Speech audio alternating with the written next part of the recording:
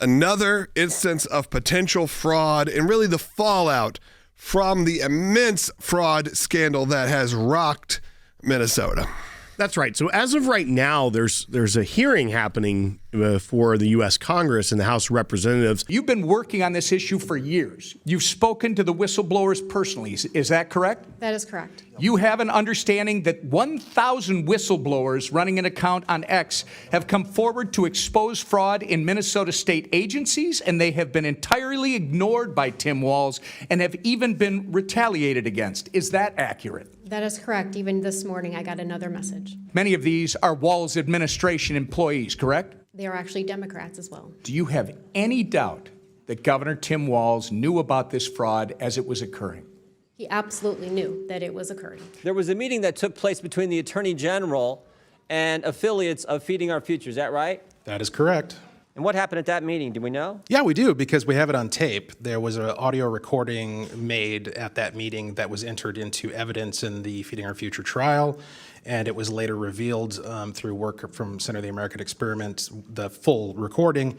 And my observations of what took place in that meeting was that Attorney General Keith Ellison was focused on one thing and one thing only, and that was keeping these folks in business. There were no questions that he asked of these folks about how the kids are doing, the operation, how they're getting fed, who's being helped. Instead, the focus was entirely on ensuring that the money continues to flow. And I'll add that he went so far as to say that he was going to fight these people in reference to the state agencies.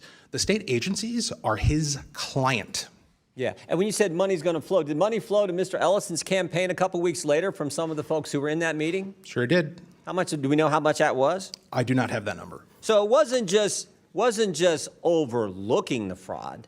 They were actively trying to make sure this program continued, and then they benefited from that politically with contributions to their campaign, all in this same year, all in 2021, when this was all coming to a head. Is that accurate? That is my understanding. At a time when all eyes are on Minnesota and everyone is concerned and in some ways justified, in other ways maybe it's gotten hyperbolic in some ways because of how the left has responded in things saying like, no, we already took care of it years ago, there's no big deal here. But then there clearly was something there because even Tim Walz himself had to drop out of his next election due to the scandal. But you would think that optics would be something that people care about at this time, making sure that they're not doing anything that could either raise tensions or cause scrutiny. Maybe they can get it settled down and get back to a positive for their state. But what we're seeing now is we know that this budget fight is coming once again. Remember, at the end of January, we could potentially see another government shutdown.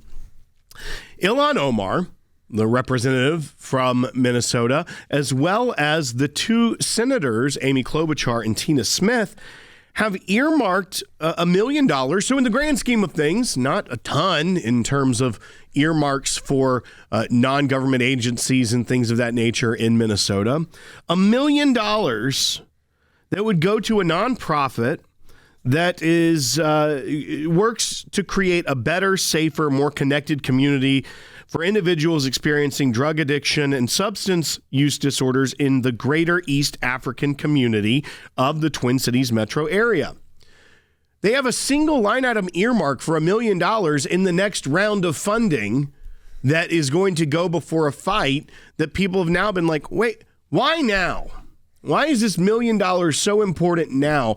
Because, and for them, the devil's advocate, why would they think it's a good idea? Let's raise a spotlight on one single organization at the time when all this is going on. It raises questions not just about how things work in Minnesota, but also the use of taxpayer money in this way, the special interest, the earmarking of special projects like this. It's showing the American people they're fed up at the way that Washington has been operating for a long time. I think it has very little to do with the actual root of this, which is, of course, if funding is going to things like addiction recovery, fantastic. I think that is a necessary expense if you are to expend money like this. If you are going to be spending money like this, sure. Now, there's some odd issues that have come up now with this organization. It's not to say this organization is fraudulent or having any issues, but there were at least some moments where make your ears perk up, where at least the discussion happened of what's going on inside of this one. And I think this goes to the larger discussion of what we've been saying since Doge was a thing, right? Is that it's waste, fraud, and abuse. Not all mismanagement of government funds is fraud, where someone is stealing it, no use that is going towards the alleged explanation of the use, like just stealing money. Disagree with. Right. Then there's waste, spending money on things that shouldn't be spent on. That's just a complete waste of taxpayer money. And then there's abuse, which is abusing the system to get more money into places that maybe it shouldn't be, or there's abuse of the mechanisms that govern that. So there are kind of these three categories of spending that's frowned upon, I think we would say, by a majority of Americans at this point. And so when we talk about these things, it doesn't necessarily mean, and we firmly believe in America, you are innocent until proven guilty. That is the basis of our legal system. That is a benchmark that we don't ever want to lose. But you would think that the political ramifications for, you saw how Tim Walz denied that there was even a fraud problem as it kept growing, and all of a sudden he has to not run again. That the senators and Ilhan Omar would think maybe at a time where this debate is raging, so much so that our preferred person as governor of the state, because he was also the nominee for the vice presidency of the United States just some months ago, maybe we shouldn't be earmarking it's not even like it was an earmark for addiction recovery in Minneapolis to go to the state agency to then dole it out. This was an earmark for $1 million of Department of Justice money to go to this group. And I think a lot of people in American consciousness may think of if an individual group gets a grant of $1 million, which is so funny that we're sitting here thinking $1 million isn't a lot of money. Yeah. Well, because of how widespread the fraud that has been uncovered is. Yeah, when the $1 billion words start throwing around, then $1 million is again, it's nothing. Right. But this group, and we say, it's shared an address with a restaurant, all these things. That doesn't sound like the groups that in your head are the ones getting $1 million grants directly from the federal government. It doesn't say that we're not trying to say they don't do good things. They don't have it together. But it just sounds like I would think that the groups that are getting $1 million grants are ones that have a building, that have a track record of dealing with these issues that they're getting, that there is a stewardship involved when the federal government is making a direct grant.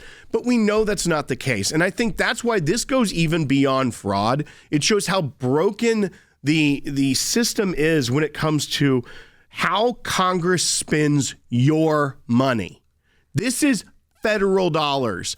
And it's just, we're going to do this, and we don't care about the optics. We know it's going to be elevated because it's potentially another shutdown fight coming.